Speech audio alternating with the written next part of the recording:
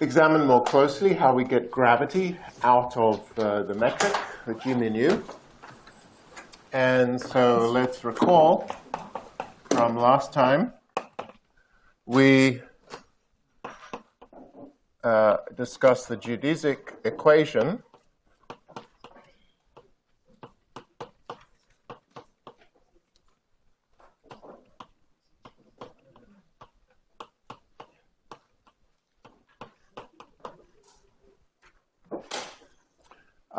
and initially I'm going to be talking about massive particles. So I'm going to use the proper time along the geodesic. Remember from last time, if I'm discussing photons, I should instead use an affine parameter, which is only defined up to some scaling factor. So let's think about a massive particle.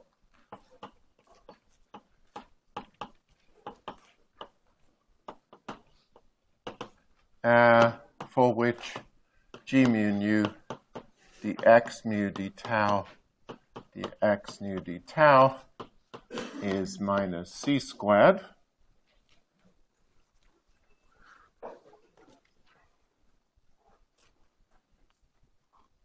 So this is following a time-like trajectory, and this is the definition of d tau. This is d tau is the proper time.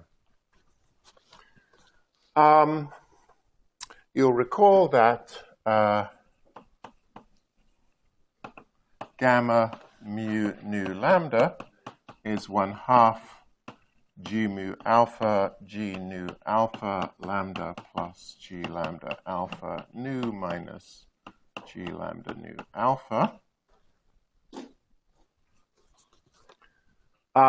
which we derived from varying the action for the massive particle.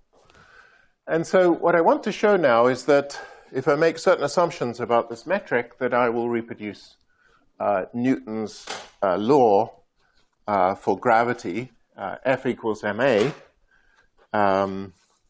in a certain form. And we'll begin to derive the relationship between this description of gravity and Newton's.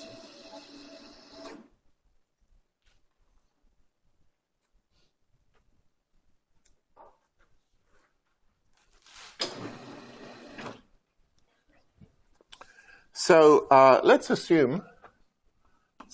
let's consider a static gravitational field. Let's say static metric. So d by dx naught equals 0. So I'm going to assume that this metric is completely independent of time. That's what we mean by static. And also I'm going to assume that g mu nu is equal to eta mu nu, the flat space-time metric, so it's nearly flat, plus a small correction, and the magnitude of that, the matrix elements of this small correction are all much less than 1. Yep. When you say partial S, you consider doing partial G? Yes. In this, static means this in general, but yes. Okay, so this is a weak perturbation of flat space. It's flat space time. Okay, so let's start off by looking at that. It follows from this, we're going to need the inverse metric as well in this formula. And it follows from this that the inverse of the metric is eta with upstairs indices minus h with upstairs indices.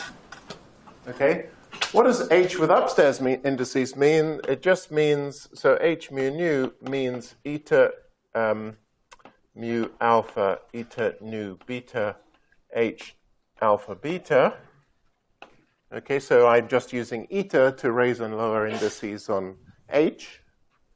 And you can check that this is the inverse of that matrix to order h squared. Okay, because if I multiply these things, then I'm going to get g mu alpha, g alpha nu, right? So I multiply this guy by that guy.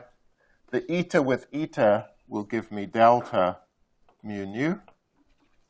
The eta with h will give me minus h mu nu. Okay, so that's taking this minus h and lowering its second index with eta. Likewise, taking this h and raising one of the indices gives me h mu nu plus order h squared. So this plus order h squared. And so that's approximately delta mu nu. That's equal to delta mu nu plus order h squared.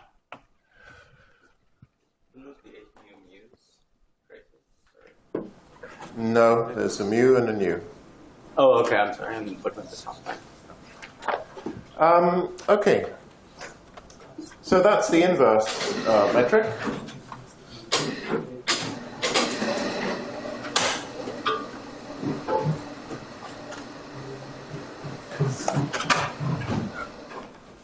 Roll it around once more so it's nearby.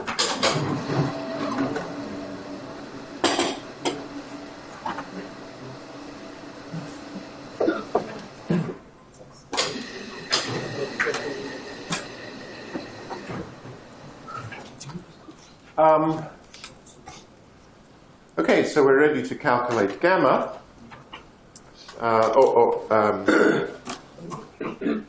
Well, let's look at that equation. So the geodesic equation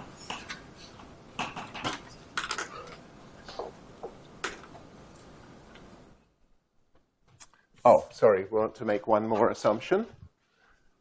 And we're going to assume that dx, the magnitude of dxi by dt is much less than c. Okay, so I'm making these three assumptions: a static metric, weak perturbation of flat space, and velocity of the particle being much less than the speed of light. Yeah, it seems reasonable. That's all the situations we're most familiar with. And then the geodesic equation simplifies.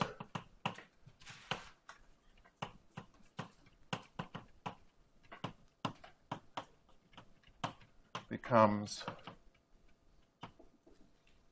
so the spatial components d2xi d tau squared equal to minus gamma I. Now, if the spatial parts of the, so this of course implies that the xi d tau is much less than dt d tau.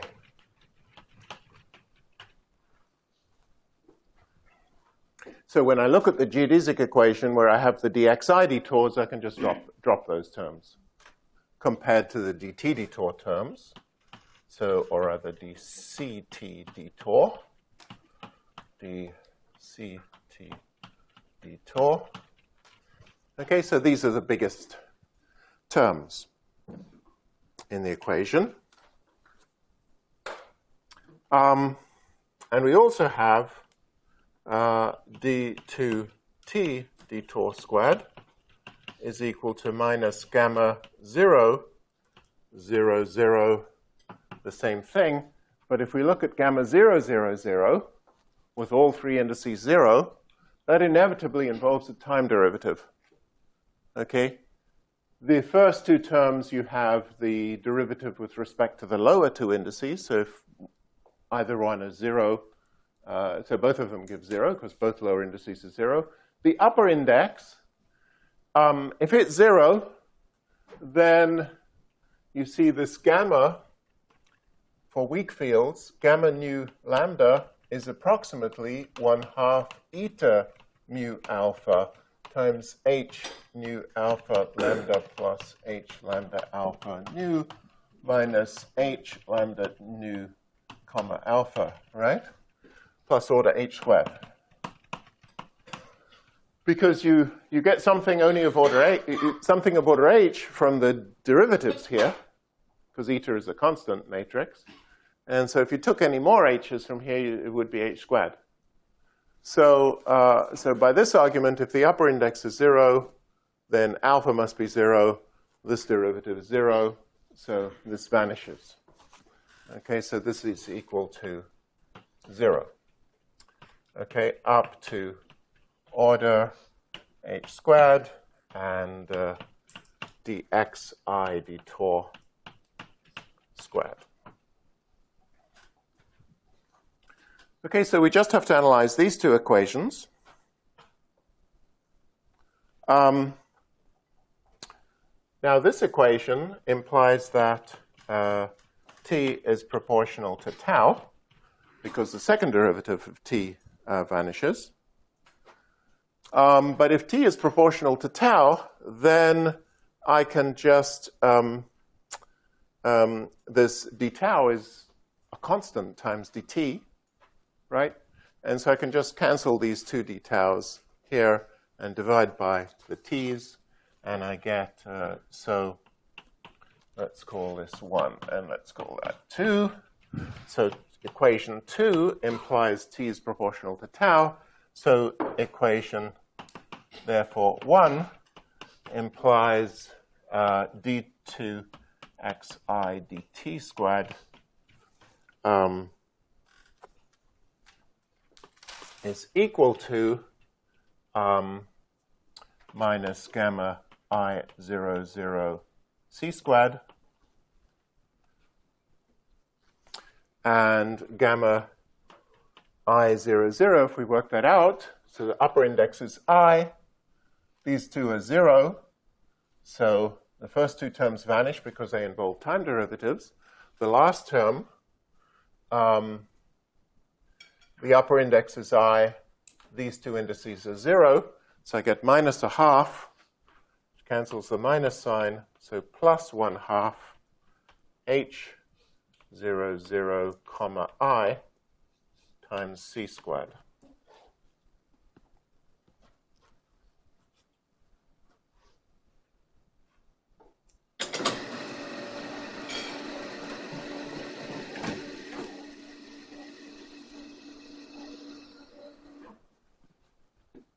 Okay, but this is just Newton's law for gravity.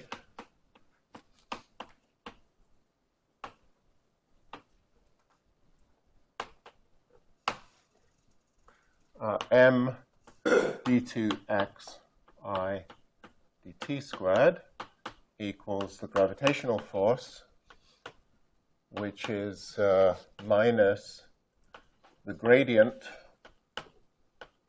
of the gravitational potential times the mass. Okay.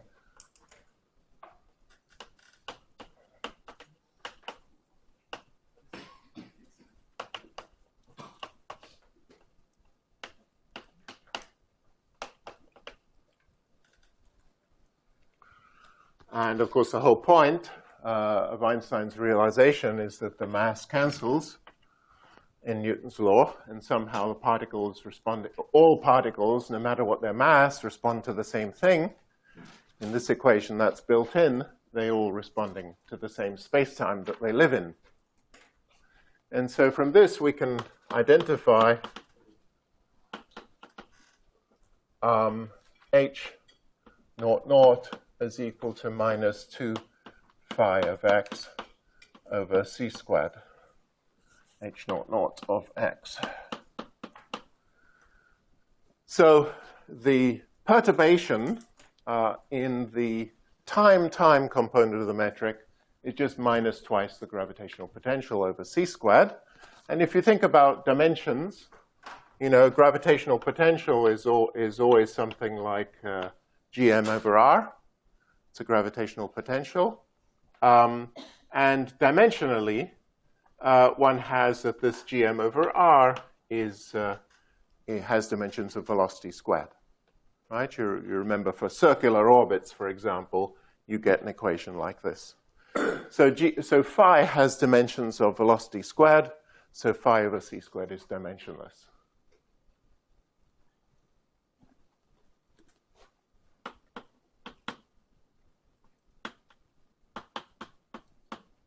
Okay, so we shall see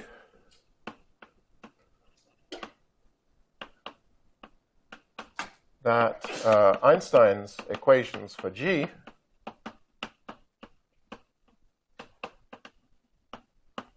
for G mu nu set del squared phi is equal to minus 4 pi g rho. I believe it's plus 4 pi g rho.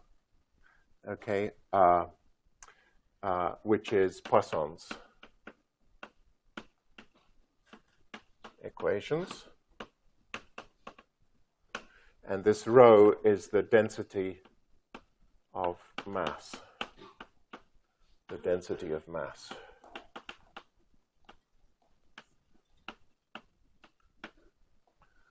Okay, so that Poisson's equation is the analog of the equation for the electrostatic potential in electrostatics. And if you solve this equation for a point mass, you will, or any spherical mass, you'll discover that phi goes like minus g times the total mass over r. Okay, so we haven't done that yet, but that's just looking forward. All we've done so far is to figure out what the 0, 0 component of the metric means in Newtonian terms. Yeah. So I can see why the mass cancels out in the law for gravity, but it still seems weird to me because any mass we choose is going to warp space-time itself, right? So yeah, this is all ignoring that effect. So this is the geodesic equation describes a test mass that propagates through space-time and doesn't distort space-time at all. That's all it does. Okay? So it applies to a small particle. If you ask what is the influence of that particle on space-time, if the mass is small, the influence is small. right. Just want to ask, the equation you framed on the It's not actually the mass. In fact, there's a slightly more subtle question. The influence of that particle on space-time is in fact determined by the perturbation it makes to the metric, which is a dimensionless number. And so when you take a particle, so imagine I took a little ball, and I said, how much is that ball going to distort space-time? Well, the distortion is the dimensionless deviation from flat, okay, which is the gravitational potential on the surface, okay, which would be minus gm over a, okay, and then I divide by c squared. Okay, so if I pretend particles are little balls, this would be the distortion of space-time that they cause, the dimensionless. And as long as that number is small. So it depends on both their radius. They better not be too tiny. Otherwise, they'd make a black hole. Right. And then you'd be talking about the propagation of a black hole through space-time. And that's a pretty nonlinear phenomenon. Okay? Nevertheless, black holes actually do follow geodesics. People have spent many decades proving this. But they end up following geodesics, but that's certainly not obvious. Any other I figured it out. Okay. So, okay, we've just made this limited step of seeing what h0 is. So for a point mass, well, let's not talk, let's say a mass m, okay, and I'm going to treat it as a little ball of some radius. So phi would be minus gm over r. This is, of course, outside the mass.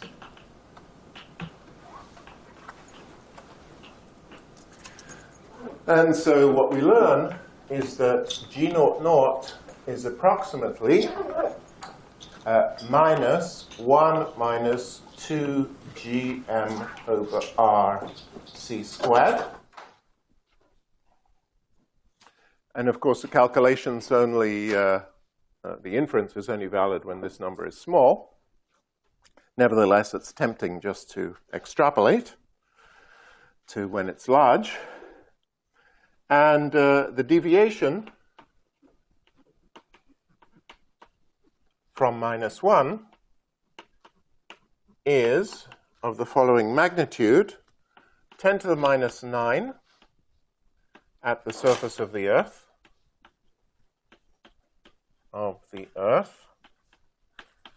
Okay, so the space-time metric we live in is 1 part in a billion away from being flat space.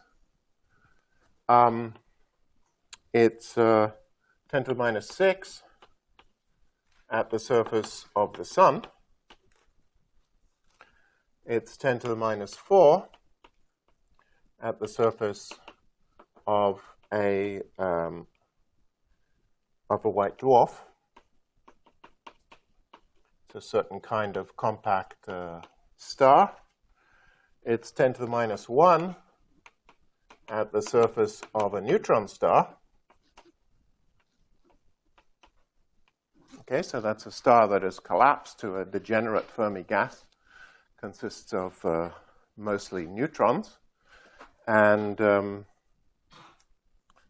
me just put up a bit. And this deviation, of course, is 1 at the surface of a black hole. In fact, that's the definition of the surface of a black hole, where g0 in a certain coordinate system vanishes. It's called a horizon. So something pretty dramatic happens there, which we'll study in detail next week. Okay, but this is a start. In fact, this line of argument, I have to tell you something amusing, which is with this line of argument told Einstein what g0 is. Okay, so Einstein said, okay, great, let me calculate the deflection of light by the sun. I know what g0 is. And he worked out the geodesic equation for a photon, for a massless particle around the sun. And he only included this term. And he got a result which is wrong, okay, by a factor of 2. Because he forgot about the Gij. So it turns out the Gij gets disturbed by exactly the same amount. And if you put both factors in, you get the correct deflection of light. We will do that later. So another mistake, but not a very serious one.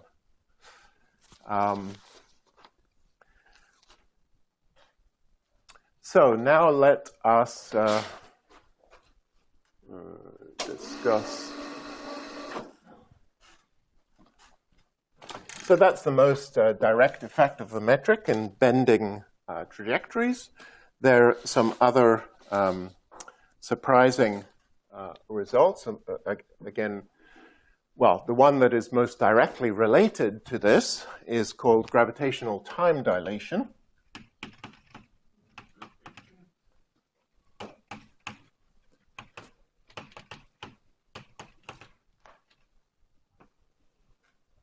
As I explained to you before, if you want to stay young, you have to move fast.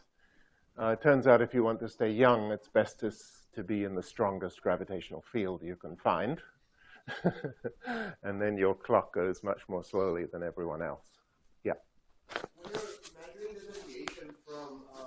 flatness for G00, isn't Yes. that a gauge-dependent quantity? For Yes, it is. In for the- fact, G mu nu is a Right. gauge-dependent quantity. The metric is not gauge-independent. But for the weak field cases, we can just choose the gauge in which the metric looks as close as possible to flat. But I've kind of implicitly chosen a gauge by assuming the velocities are small, things are independent of time, the metric is small.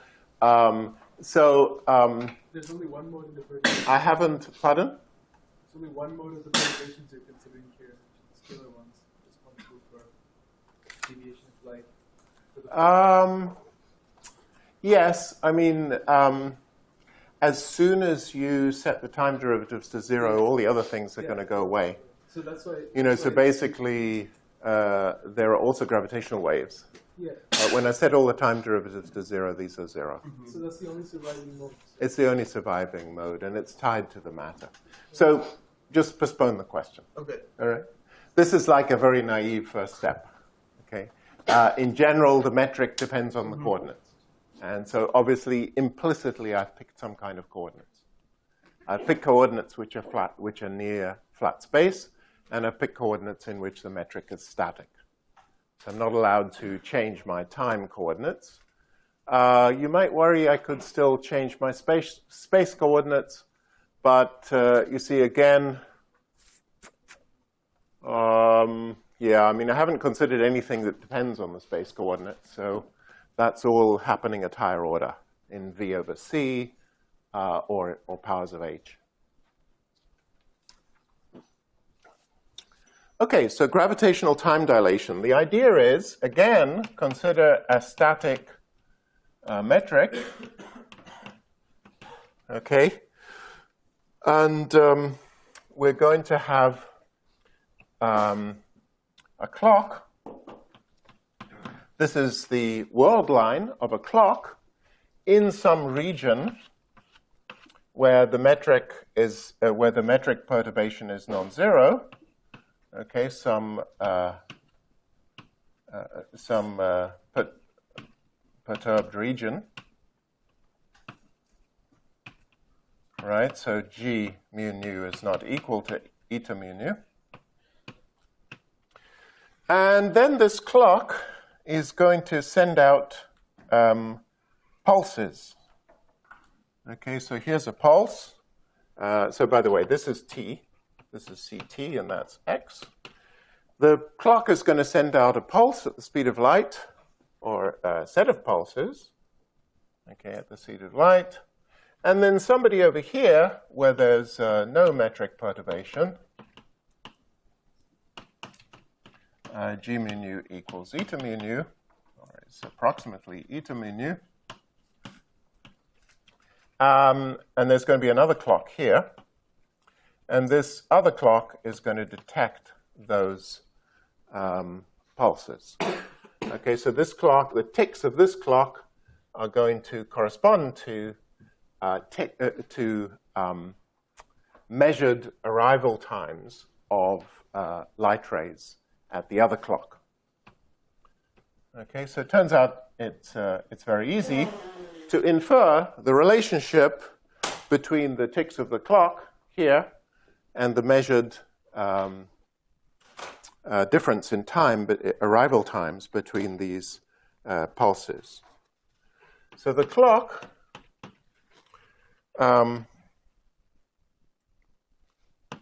so by the equivalence principle, remember the laws of physics in the presence of a gravitational field are obtained just by substituting eta for g, or g for eta. Wherever we see eta, we put g. And the clock, and locally, we can pick space-time coordinates in which g equals eta. So the clock has ticks which, so it ticks at, ticks are separated by delta tau. Okay, and delta tau is the space-time interval between those ticks. Delta tau is the time between ticks in a frame in which the clock is stationary, because obviously if it's moving, you get time dilation. So we can write that down as follows. Delta tau is minus g mu nu dx mu dx nu to the 1/2. Okay, so here's an expression which certainly by choosing coordinates, I can make g equals to eta. In those coordinates, the clock should just obey the laws of mechanics as described in flat spacetime. Gravity has no influence at all.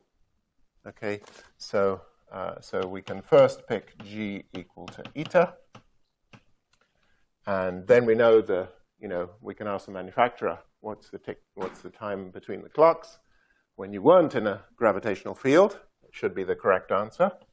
And second of all, we can pick a Lorentz frame. Pick a local inertial frame. Sorry, pick a Lorentz frame in which the clock is static. It's static. Okay, and in that frame, delta tau, I'm always getting these c's wrong. This would be 1 over c, would be equal to delta t.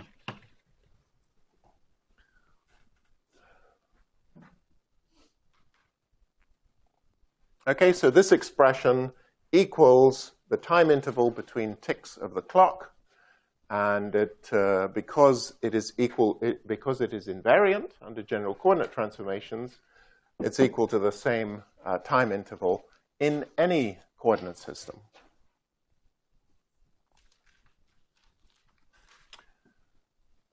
Okay, so now all we have to do is let us evaluate this. So the right-hand side is coordinate invariant.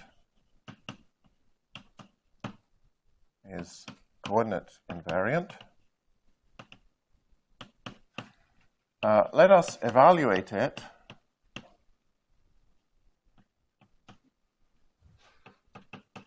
in a coordinate system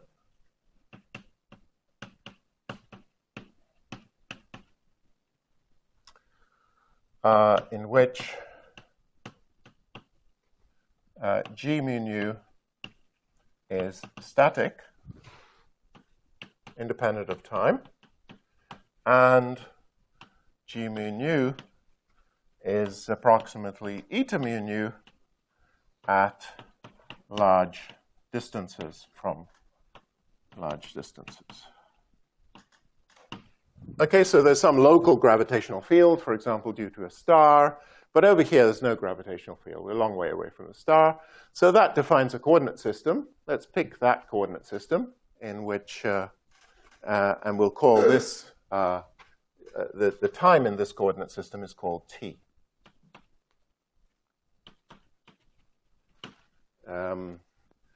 In this coordinate system.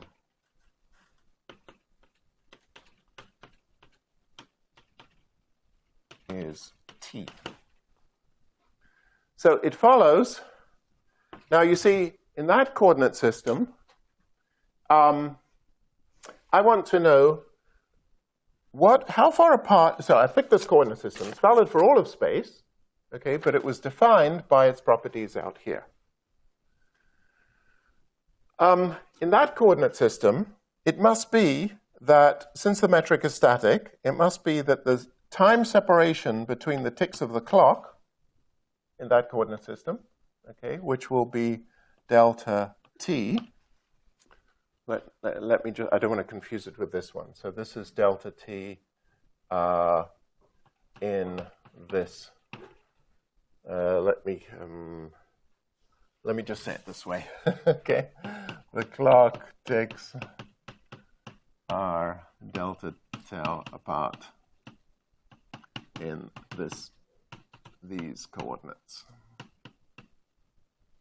Okay, so those coordinates are the ones in which g is eta at the clock, and there's a local Lorentz frame in the rest frame of the clock. We're picking another coordinate system now. This is a global coordinate system whose time is t, where the metric is flat space at large distances, but the metric's certainly not flat space over here. Nevertheless, because the whole setup is static, if the clock ticks are separated by delta t in this coordinate system over here, they must be separated by delta t over there. Okay, because this tick and this light ray is just transported up by delta t in this system. There's nothing else going on in t. Okay, so delta t here equals delta t there. So what we have to do is use these two equations.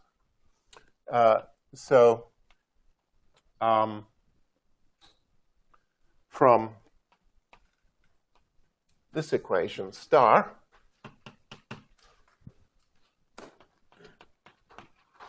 delta tau, this is the ticks of the clock in the absence of gravity in its rest frame. This is equal to 1 over c minus g naught naught delta t squared, and to the half. In other words, delta t is equal to delta tau, and of course this is a c squared in there too, which cancels here. Delta t is delta tau over root minus g naught naught. And this is x clock at the position of the clock.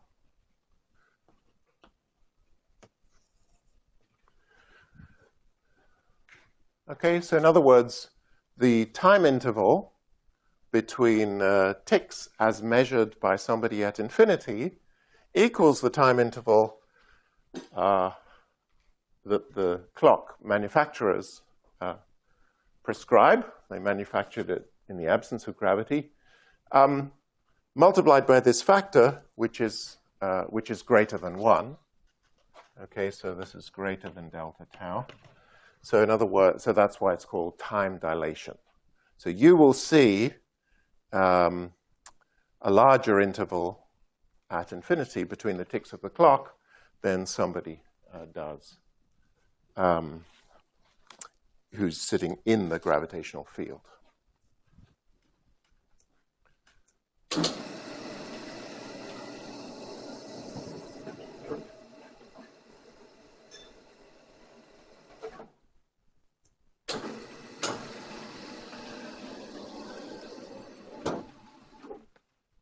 And so, for example, just from these numbers here, the time dilation effect at the surface of the sun is 1 part in a million. Yes? Am I right to assume that if we think of the perturbed region as abruptly ending, is like in the two... No, it doesn't have to be abruptly ending. Yeah, but if I do assume that, is it true that the light rays are reflected in the... The direction may change, yes, sure. I mean, there's nothing... we're just in some coordinates, t and x, and nothing particularly special about those coordinates. So these will bend, you know, they don't have to go at the speed of light in those coordinates. They don't have to go at 45 degrees in those coordinates. No. So the light rays are deflected in those coordinates. But since the whole thing is independent of t, every light ray is going to be deflected in exactly the same way. Yes. Yeah. And that's all you need for this argument, is that the interval in time over there is the same as the interval in time over here in this coordinate system where the metric is static. Okay, and then you say, but the interval in time over here isn't actually the proper time measured by the clock. That the proper clock is measuring this, you know, clock measures this time, delta tau. Clock measures the time which is fixed in a coordinate system where the metric is flat. It's a different coordinate system. And so this transformation between the two coordinate systems is what gives you the effect. So there's a frequency shift in atomic lines, emission lines, which is of order 1 part in a million for atoms on the surface of the sun. On the surface of the sun.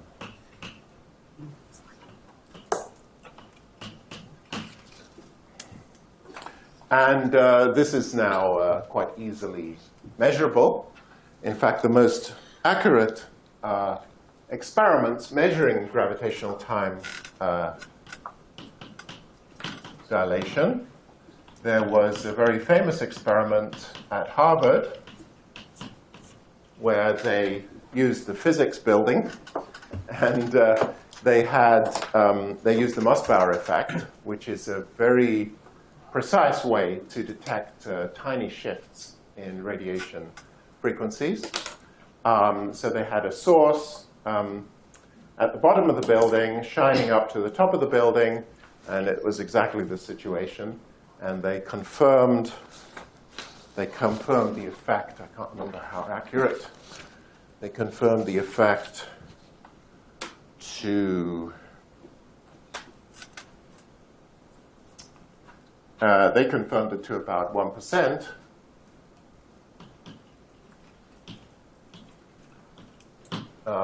So this is a shift in frequency over frequency, and given at the surface of the Earth, it's about a part in a billion to a few percent. And then later on, Vesso et al. Used masers on satellite and Earth. So they used the Earth's gravitational field and then a maser in space shined down to the lab and was compared with a laser in the lab. And they measured the same thing to confirmed GR2 around 2 times 10 to the minus 4.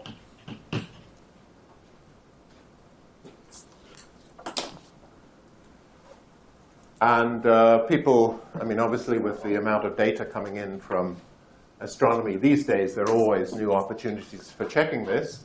The most recently, pulsar timing provides an incredibly precise way of checking all these predictions of GR. And I believe it's a little bit better than that. It's about a factor of 10 better than that.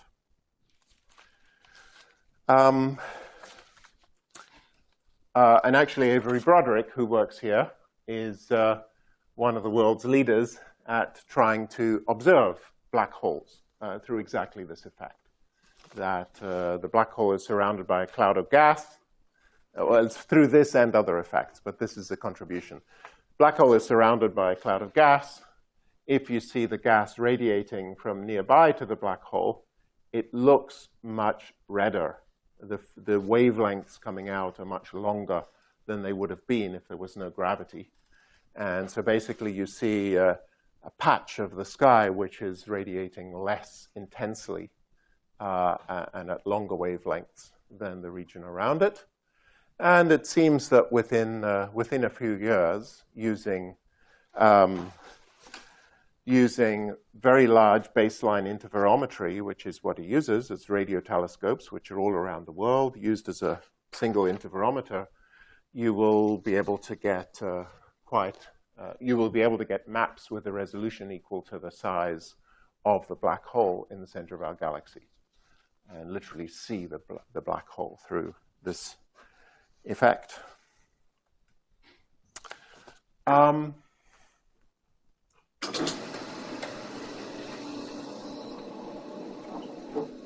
Okay, so now we'll continue with a little mathematical interlude. I've tried to minimize the maths but I better say a little more. And so let me just say something about tensors and covariant derivatives.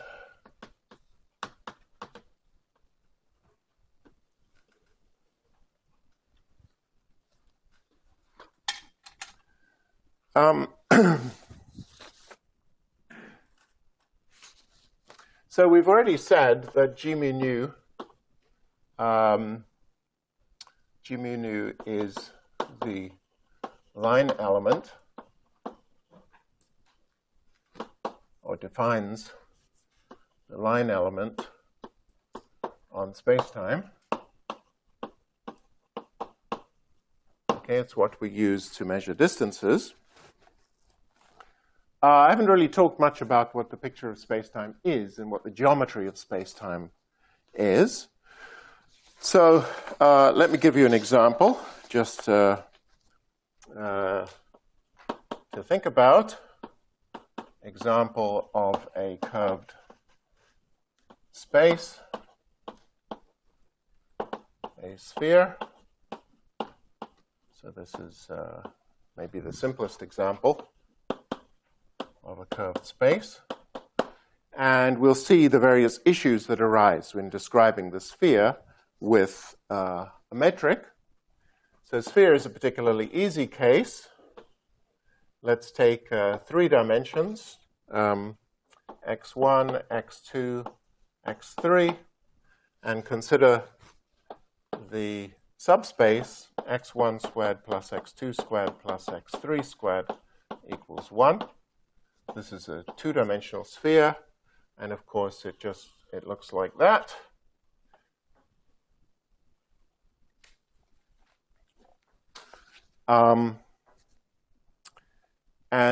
We want to describe something. We want to describe the geometry of this 2-dimensional sphere, preferably without referring to the space it is embedded in, which is in this case 3-dimensional flat space.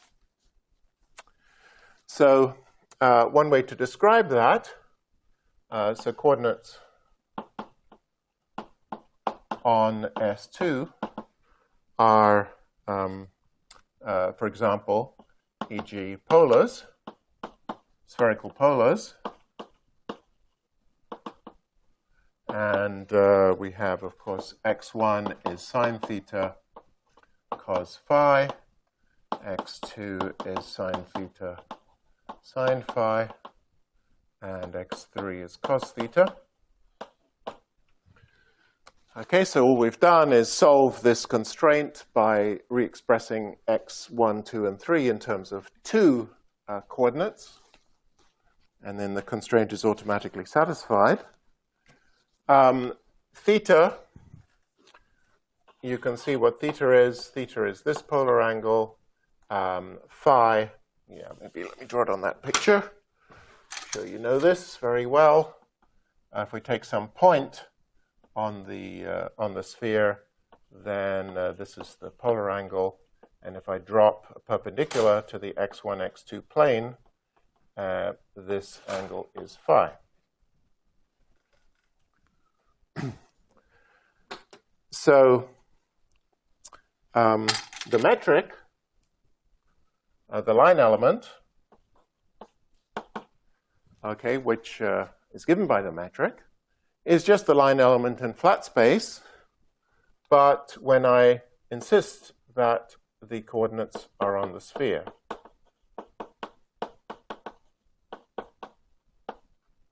Okay, constrained by the requirement that x1 squared plus x2 squared plus x3 squared equals 1.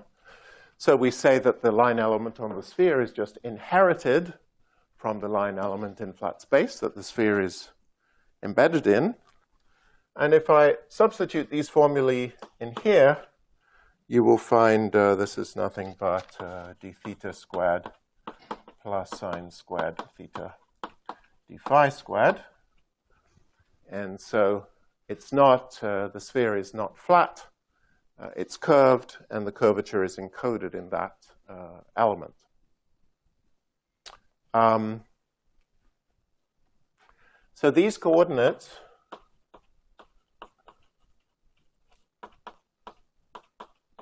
or another way of saying it is that G mu nu is the 2 by 2 matrix, which is 1 sine squared theta 0, 0. And you can calculate the connection and the curvature and everything for the sphere as a good exercise. Now, these coordinates have a problem. Can anyone tell me what the problem is? Remember, the basic idea is that the basic idea in describing a curved space is that locally, it is always possible to choose coordinates in which it looks like flat space. Okay? But generally what happens is that the coordinates have a problem somewhere on the space. There's no requirement that a single coordinate system covers the whole space. Okay, that is the whole idea of a coordinate system. That is a coordinate system is something which is local. That I can pick coordinates in which the metric is flat locally. Now these coordinates, anyone tell me what's wrong with polar coordinates? Pardon? Singular. They are singular at the poles, yeah? Are singular at the poles. Why is that? Because the pole is obviously one point, yet it's described by theta equals 0 and arbitrary phi. You see, this theta ranges over 0 to pi. This is the North Pole. Sorry, this is the South Pole. This is the North Pole. And phi ranges over 0 and 2 pi, with 2 pi identified with 0. Okay, because phi is a coordinate on a circle, so 2 pi should be identified with 0. Theta ranges from 0 to pi, identified. Okay, but now you'd say that the North Pole is theta equals 0 with arbitrary phi. So I have one point with an infinite number of possible coordinates for that point. So something's obviously wrong at the poles. The relationship between points and coordinates breaks down. A good coordinate system is one where each point is described by a single set of coordinates.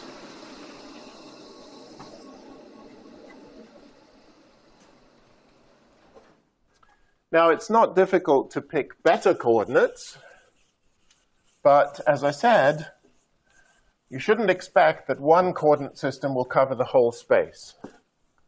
So it turns out that for a sphere, you can do no better than find two sets of coordinates which together cover the space in a non-singular way.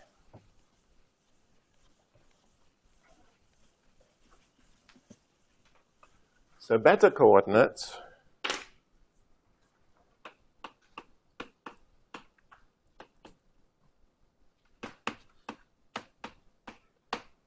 which are one-to-one for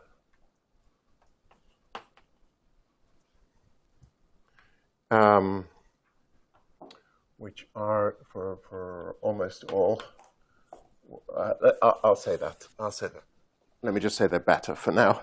I'll describe exactly how they're better. Now, better coordinates are as follows. So imagine I consider a plane through the sphere. Okay, and let's consider some point which lies on the sphere. Now shine a light ray from the North Pole through the point to hit the plane. Okay, so this is the x1, x2 plane. This is, of course, x3. Here's my point. And this I'll call the coordinate.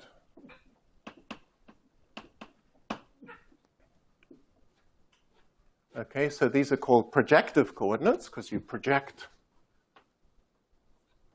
projective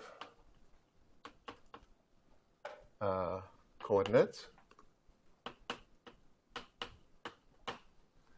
And so you need to project from somewhere. So the North Pole projective coordinates are defined as follows, that x1n, x2n, so they're just, every point has two coordinates, x1n and x2n, and this is equal to x1, the coordinates in 3D, over 1 minus x3, x2 over 1 minus x3. And just to show you that from the picture, this length here is, of course, the radius is 1 of the sphere. So this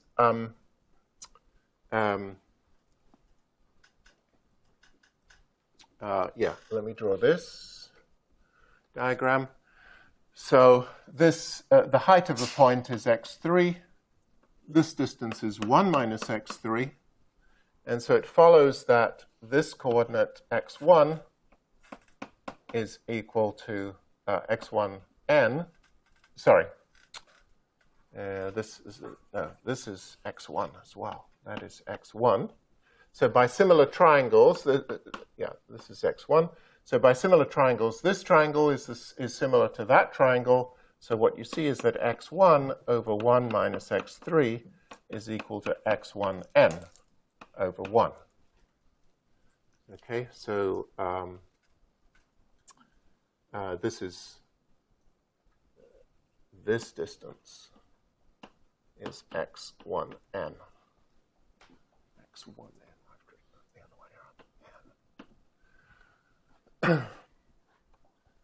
Okay, so these are North Pole projective coordinates. And then South Pole projective coordinates are defined exactly the same way. x1s, x2s, but by projecting from the South Pole. And so you just replace the 1 minus x3 with 1 plus x3.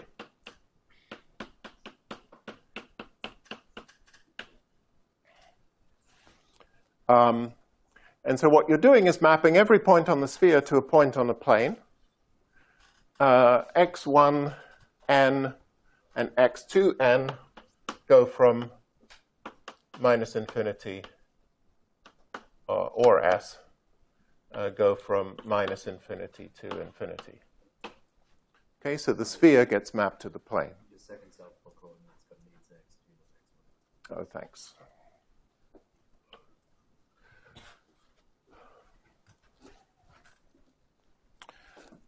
Now, so basically, so can you tell me where is the North Pole projective coordinate system singular? It's singular somewhere at the North Pole, right? Because if I'm sitting at the North Pole and I project some point which is very near me onto this plane, it's going to be out at infinity. All right, so then these are singular at the North Pole. At the North Pole. And these ones are singular at the South Pole. At the South Pole. Okay, but they are one-to-one, but they are regular and one-to-one everywhere else. Okay, so apart from those 2 points, they're very good coordinate systems because every point on the sphere has a unique point on the plane.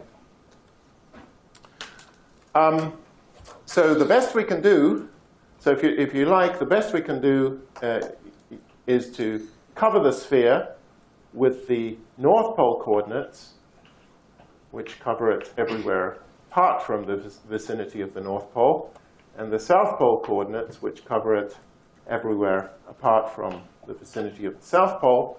But you see, they overlap everywhere in between. So they're equally good coordinates everywhere in between. And we can even work out the transformation between them.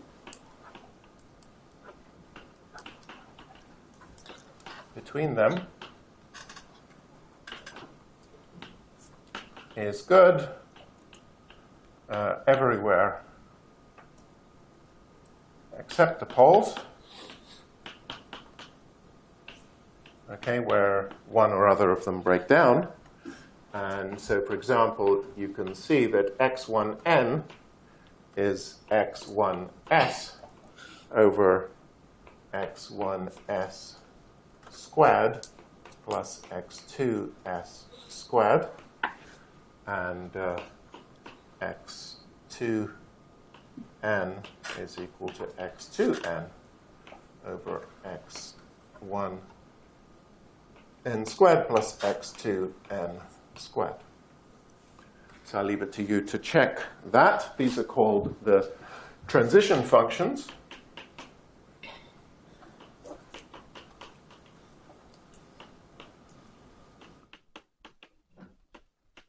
Okay, because they enable you to make the transition from one coordinate system to the other.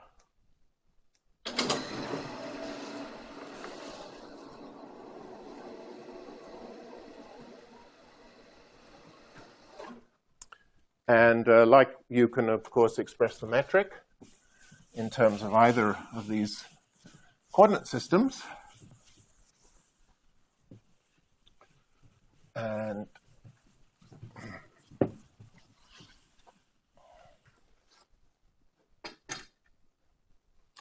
the metric, or the line element,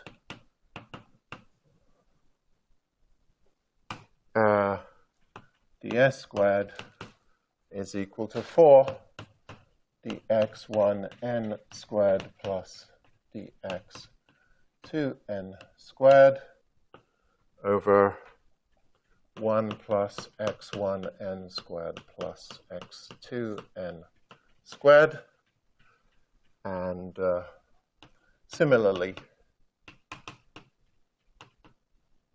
for x s coordinates. Okay, so the metric takes the same form in both the north and the south coordinates. Just looks like that. I should have another square there. For example, you can check via noticing that the relationship between the North Pole and usual spherical polars is cot theta over 2 cos phi, and x2n is cot theta over 2 sine phi.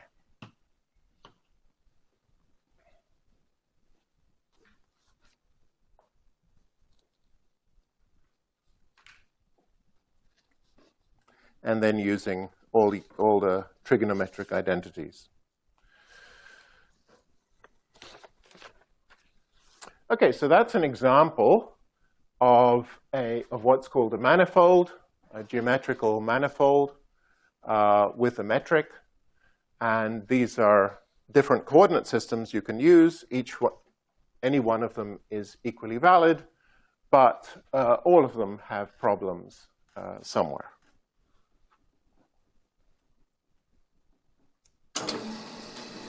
And then the general idea in differential geometry is to show that, so it's sort of a strange thing.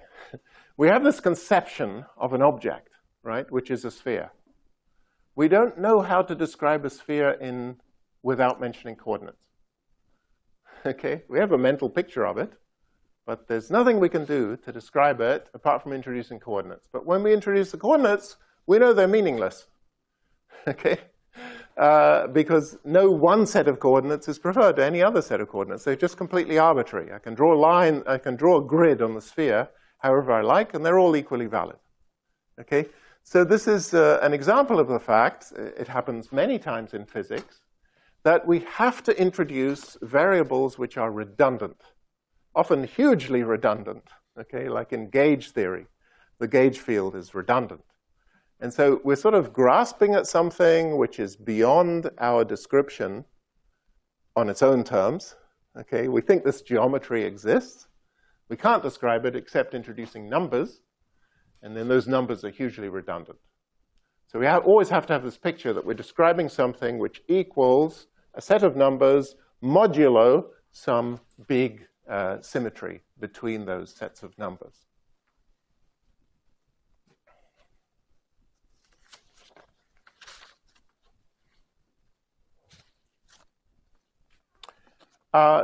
So essentially the picture is this.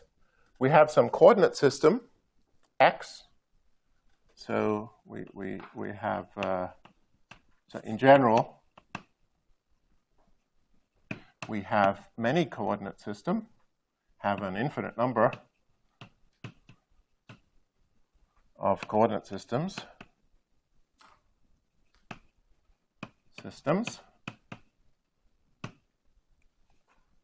And we have to check that that everything we do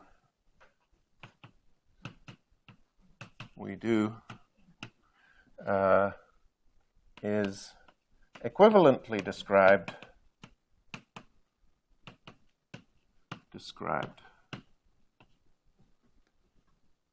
by all of them, by any of them. Okay, so we have a coordinate system x, and then we might make a coordinate transformation to some coordinate system x prime, or we might make some other coordinate system to some other transformation to some other coordinate system x double prime, okay, or we might relate x prime to x double prime. And in fact, the most important consistency check in Riemannian geometry, when you introduce connections and so on, is to check that doing this gives the same result as going straight there. If that is true, then you're guaranteed that whatever coordinate system you do, they're all equivalent. Okay, so there's sort of a network of coordinate systems, each one equivalent to every other, and you can deform any path in this network to any other path in the network. And you need, i.e., we need x double prime of x to equal to x double prime of x prime of x. And we also need the derivatives to satisfy this. I mean, all geometrical objects we construct should be should satisfy that property. Okay, so let me now talk about, oh, I've left that. Let me now talk about tensors.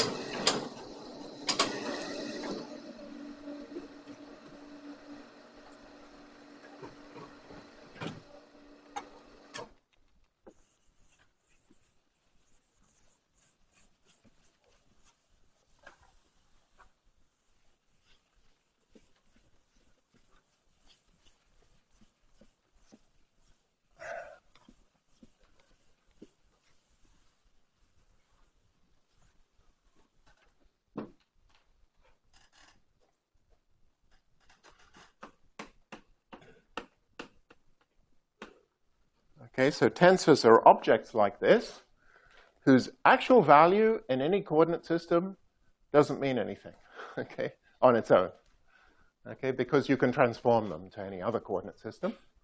But they're objects which live on this curved manifold. So the simplest tensors are scalars. Okay, and these are the only ones whose value actually does mean something. Okay, so the transformation law is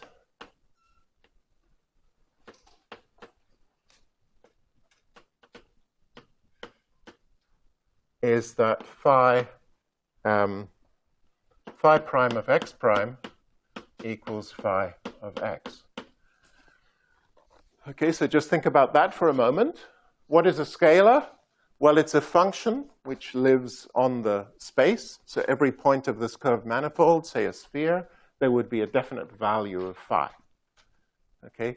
Then if phi is a scalar, the definition of phi in the new coordinate system is that the value of the function phi prime at the same point, okay, this is x goes to x prime. This is the same point in the new coordinate system. The value should be the same. Okay, i.e. the value at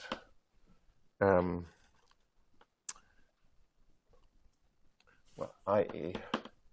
the same point gives you the same value.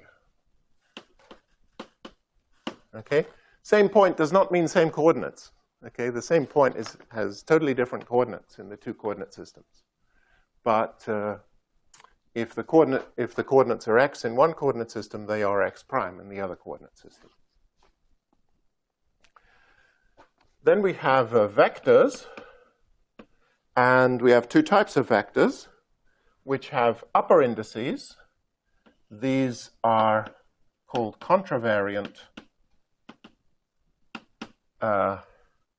vectors.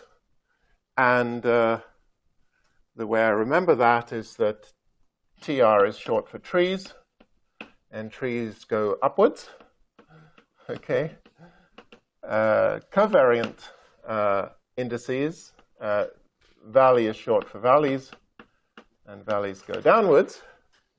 I don't know what the original motivation was, but there are two types of vectors, and they transform as follows: that v prime mu of x prime is dx prime mu dx alpha v alpha of x, and covariant vectors, v prime with the lower index, transforms with the inverse transformation matrix, dx prime mu dx alpha v alpha of x.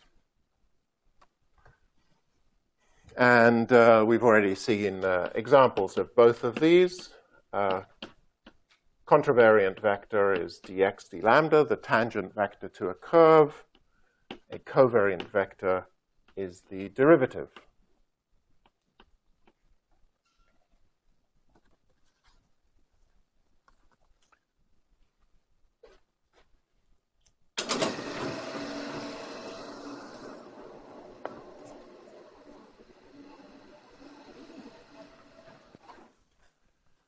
And of course, we've already seen tensors with more indices, like f mu nu. And it's easy to understand that there would be tensors with any number of indices. So higher valence tensors. Valence means the number of indices of each type. So e.g., T mu nu lambda alpha beta has valence 3, 2. That just means 3 upstairs and 2 downstairs. And then there's some general rules for getting tensors from tensors.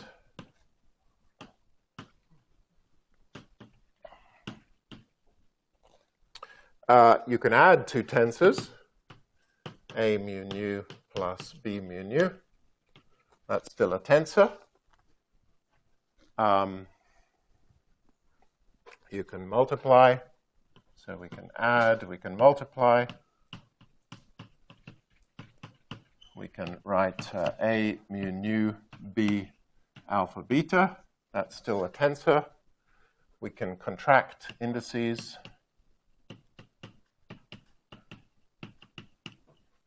Okay, so this is obviously a 1-1 tensor. This one would be a 2-2. This A mu nu B mu alpha would be 1-1 again. We lose 1 up and 1 down when we contract. And and so on.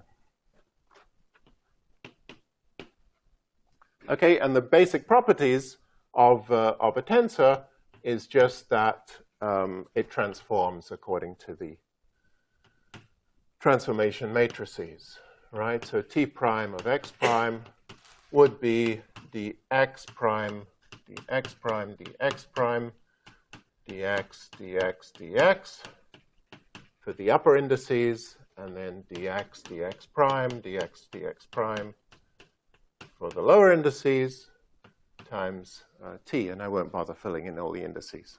Yeah.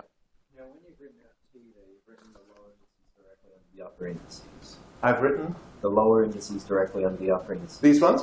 Yeah. They're just different. You can be careful which order you place them in. Okay. So you can do this, if you like, or any variation. And what that's sort of telling you is that you're leaving a space there because you might raise this guy. Yeah. And if you raise it, then you might define this to be G alpha gamma, the other one, nu gamma, nu beta lambda. So depending on the context, you may want to keep track of where the positions are. If you just define them with up and low and you're never going to move them up and down, there's no point in ordering them this way. There's only a point in ordering them if you're going to shift them up and down. And second question. So if I'm trying to think about a scalar, then my obvious one, the one I'd probably pick would be the electromagnetic potential. It's not a scalar. Of phi. Oh, it's not a scalar. No. We showed that before, right? Because A mu, the vector potential, was the electromagnetic potential times AI. So phi is actually the zero component of a 4 vector. It comes along with this magnetic vector potential. So I don't think we've had a scalar so far. There've been no scalars so far. What about the contraction of G with its like The proper time is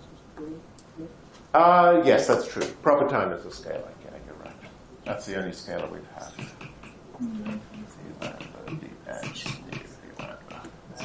Yeah, that's a scalar. Mass and charge. Pardon? Mass and charge. Charge. Mass and charge are scalars. I guess that's true. Yeah, M and Q, they don't change. But they're not functions of a space point either. And even this is only a function along a curve. It's not really a space-time point. We're going to get a scalar very shortly. Okay, so don't worry. Scalars are coming. And then we've already seen something we called covariant derivative. So this is another way of getting tensors from tensors, is you can differentiate tensors.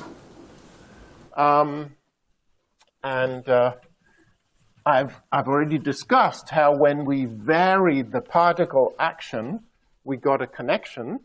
And I emphasized that the role of the connection was to make the geodesic equation generally covariant, to make it valid in all coordinate system, right? Because the d2x d tau squared did not transform like a 4 vector.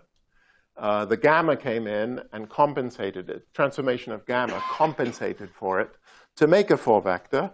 So it shouldn't be a surprise that when we take derivatives of tensors, they are not tensors. Ordinary derivatives are not tensors. That's kind of obvious, right? Because the tensor transforms with all those dx dx's, right? If I differentiate it, I'm going to get d2x dx. That's the wrong thing. So I've got to cancel the d2x dx. And the way I do it is by defining this covariant derivative. So we'll call it like this instead of d mu.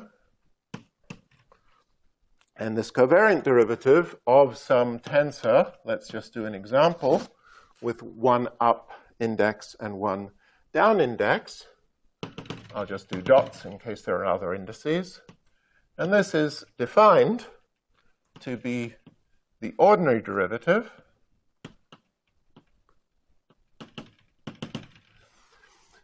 and then for for a tensor index which is raised, I add a gamma, which is raised. Okay. Now, the nice way to remember how to include the gammas, okay, is, and this is sort of a very general way, is that the derivative index is the last index of the gamma, downstairs, because this is downstairs. Okay. And then everything else will take care of itself, because obviously I have to have an index up. This is a tensor with up, so I better have this guy up.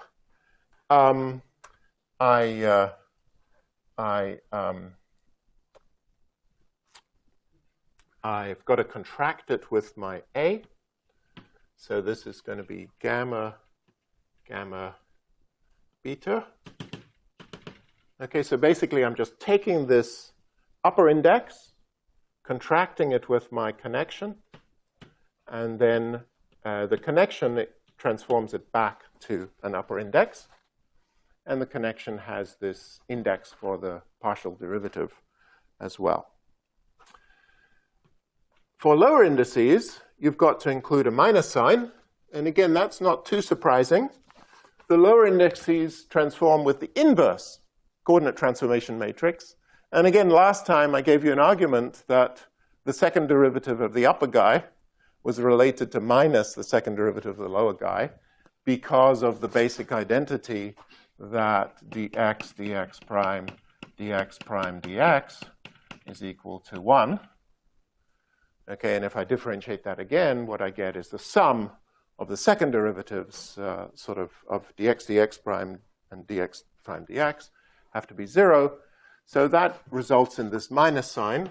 So again, we put the derivative index down, but now I've got to convert a down index to a down index. So gamma does that again. So I contract the down index, leave the up index alone, and etc. Okay, i.e. 1 gamma for each index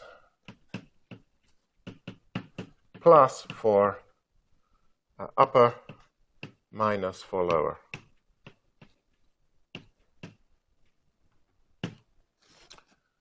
Okay, and then the statement is that the covariant derivative is a tensor.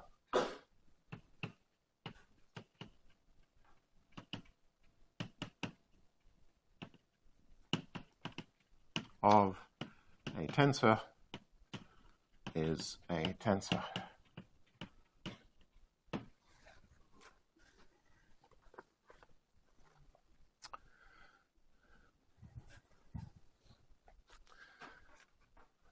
But you see, because it's a tensor, you can evaluate it in any coordinate system. So now there's a very useful statement. If a tensor is 0,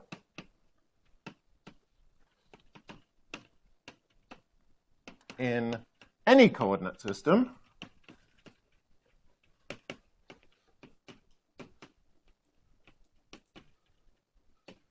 it is 0 in all coordinate systems.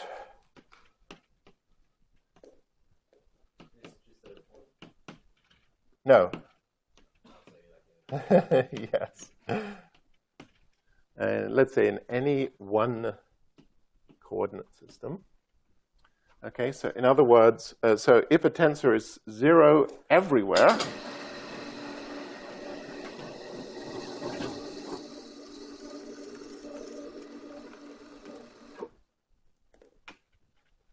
in any one coordinate system, then it is 0 everywhere in any coordinate system.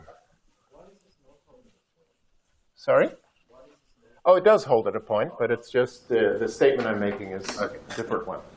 I'm just saying that if a tensor is 0 in one coordinate system everywhere, then it's 0 in all coordinate systems everywhere. So an example is the covariant derivative of the metric. Okay, so that's a tensor, but I already showed you that there exists a coordinate system in which the derivative of the metric is 0, and the connection is expressed in terms of derivatives of the metric. So the connection is 0. This derivative is 0. So this is 0 in locally flat coordinates. So it must be 0 in all coordinate systems. Okay, so you can often get away with making arguments like that and doing no calculations at all. Of course, you can check it also. So let's just work it out. This is equal to d mu g alpha beta. Now I've got two lower indices, so gamma mu alpha g gamma nu minus gamma nu alpha g mu gamma. This is equal to g. What have I done here? Alpha mu nu. Sorry, I've changed my indices around. D alpha g mu nu is this guy. Okay, that's the covariant derivative. So this is g mu nu comma alpha. Comma alpha is the same as d by dx alpha.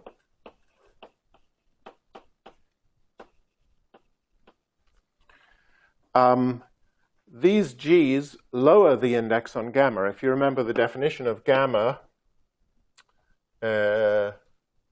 mu alpha was 1/2 g gamma beta g mu beta alpha plus g alpha beta mu minus g.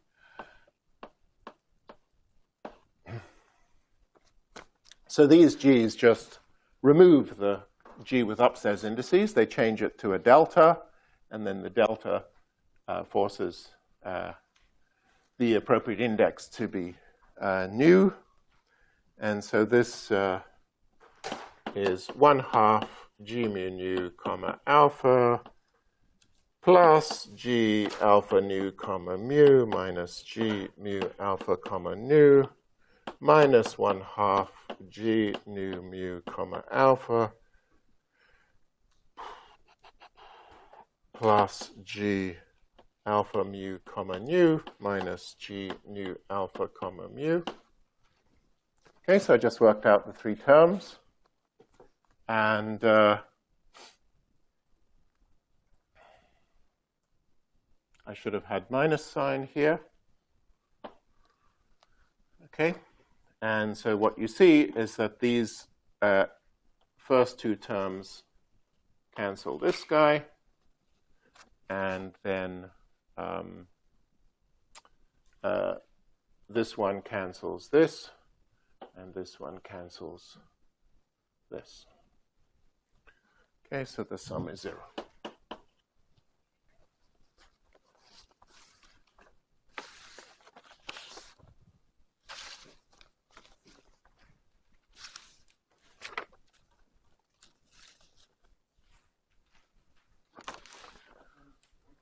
Yeah. This proof calls for any kind of coordinate system. Yes. Okay. Yes.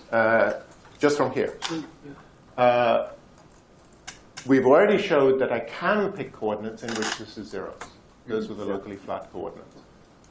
It follows without any further calculation that this must be true in any coordinates, because it's a tensor.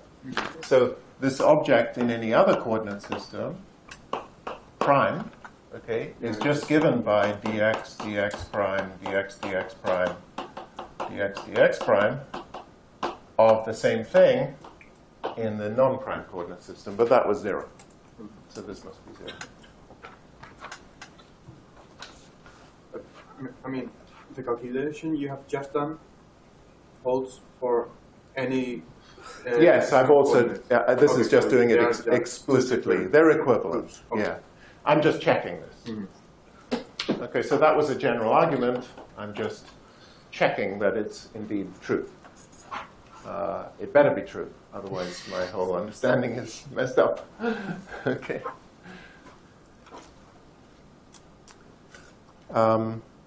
Okay, so let me just say a little bit about what we'll do next time.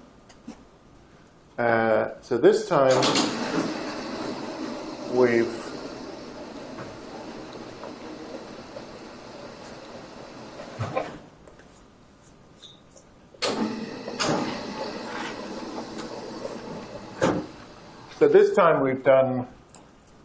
we've made tensors by differentiating tensors.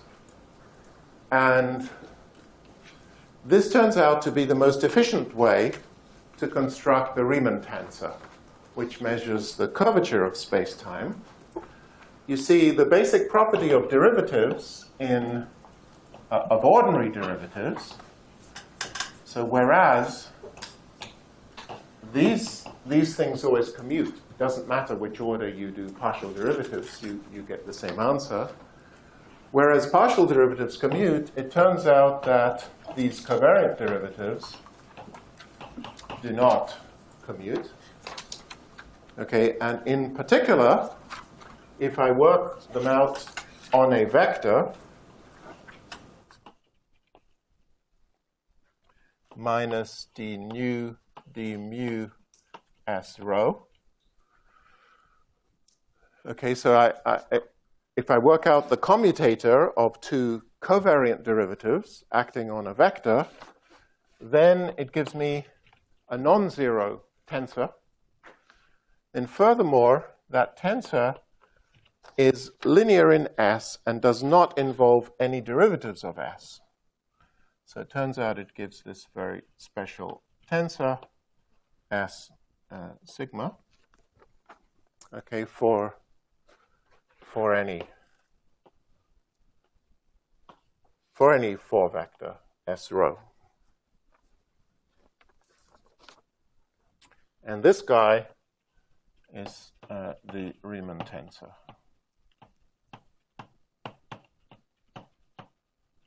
Okay. It turns out this Riemann tensor depends on second derivatives of the metric. And if you remember, there was a certain number of these second derivatives we could not set zero. And they're exactly the same as the number of components of this tensor. So next time we'll construct that tensor explicitly. And once we've done that, we'll be ready to write down the Einstein equations, which will be the equations for the second derivatives of the metric in terms of the stress energy tensor of the matter. Now, is there a tutorial this afternoon? What's that? Oh, the twins. Okay, fine. I thought, pardon? The twins are back. Twins are back. I thought we were doing time dilation. Right. Okay. Oh, twins in time. The twins come back for more time dilation. Yes, that's right. That's right. Okay, any other questions? Yeah. In the example you gave of covariant vector, you wrote Yes. the derivative, Yeah. partial alpha. Yeah. But I thought the derivative was not a tensor. The partial derivative. Oh, yes. You raised it already. I raised it already. Okay, so we do have this formula. This is a sort of formal thing. I haven't said what it's acting on yet, okay? So this is true as an identity, right? dx alpha d by dx beta. Okay, so that's true as an identity, that if I take the ordinary partial derivative, it, just by the chain rule, if I have a function of x prime, so f of x prime, and then if I consider x prime to be a function of x, I should differentiate with respect to the x, and then, I think I've said it the wrong way around. F of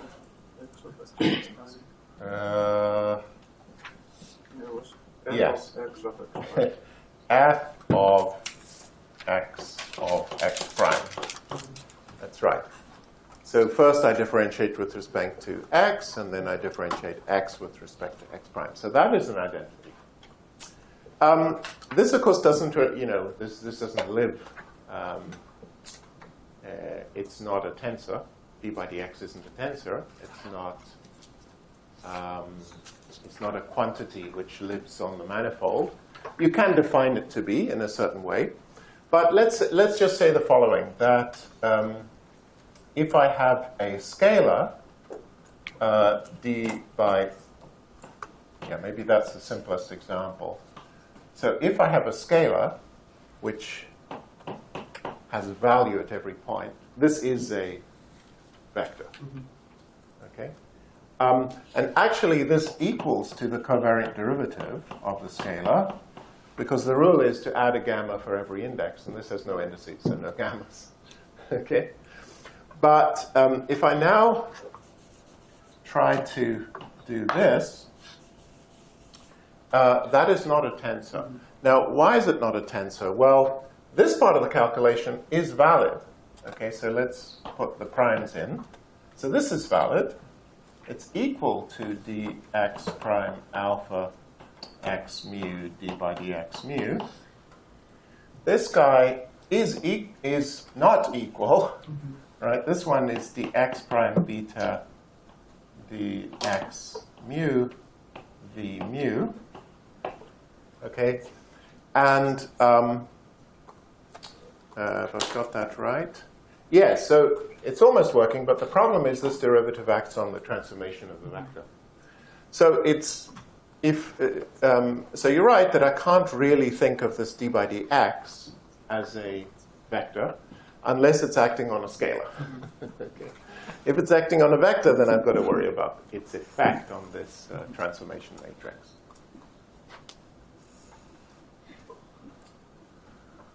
Any other questions?